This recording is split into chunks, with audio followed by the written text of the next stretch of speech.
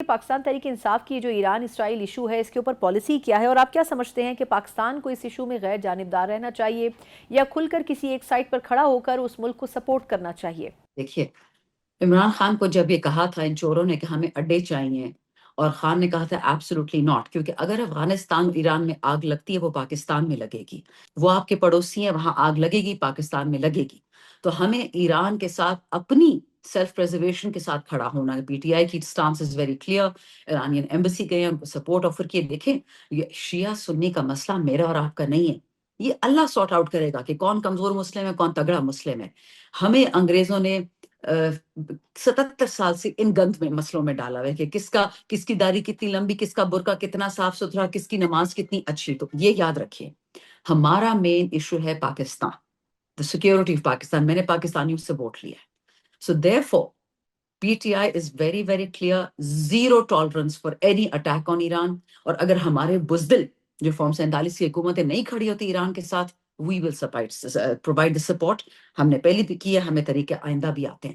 ہم ان لوگوں کی تابع نہیں کھڑے ہیں کہ ہم انتظار کریں گے کہ پاکستان میں آگ لگے تو اس کو بجھائیں۔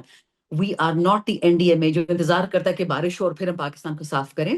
مت قیامت آنے دو، ریزسٹ تو بعد میں کرو گے، پہلے اس کو پریونٹ تو کرو۔ بٹ یہاں پہ ماشاءاللہ کسی کی اتنی بدھی ہے نہیں کہ سوچے اتنا آگے۔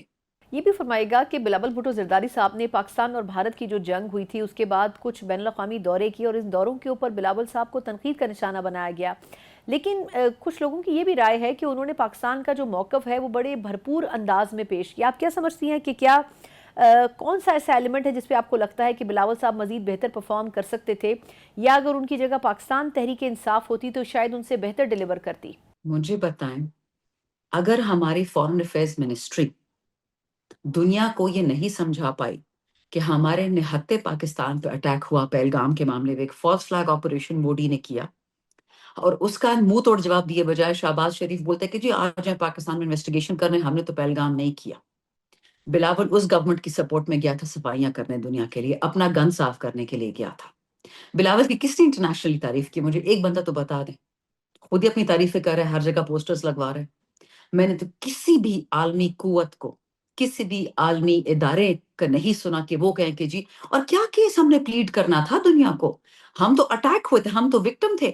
اب وکٹم جا کے لوگوں کو صفائیاں دے گا؟ آئی ایم سوری، ان کو گرمی چھٹیوں میں 1 مہینے کی چھٹی چاہیے تھی، پاکستانی ٹیکس پیئرز کے پیسے پہ گئے، فرسٹ کلاس ہوٹلز میں ٹھہرے، فرسٹ کلاس کھانا کھایا۔ کیا مجھے بتائیں نا، جو سب سے بڑی لوگوں نے حماقت کی کہ ٹرمپ کو نوبیل پیس پرائز کے لیے وہ کر دیا، یہ ان کی ٹوٹل سفارت کاری تھی۔ انہوں نے پہلے تو لوکل چیری بلاسم تھے، اب انٹرنیشنل چیری بلاسمز یہ بن گئے ہیں۔ And I told you this in the beginning, I'll say it again. Peoples Party نے بے نظیر بھٹو کا خون کا سودا کیا باجوہ سے، بلاول کو منسٹر بنایا، اور یہ وہی کڑی چلتی آ رہی ہے۔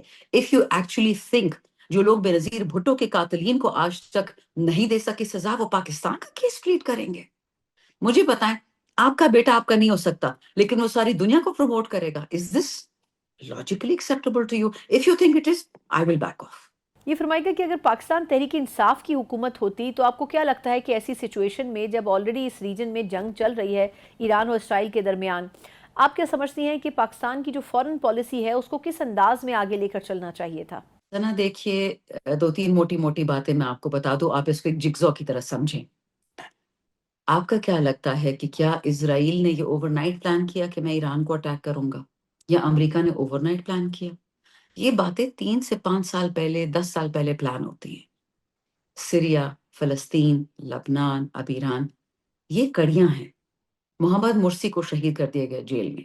These are not accidents or coincidences۔ یہ چیزیں CIA 40 50 سال پہلے پلان کرتی ہے، نمبر 1۔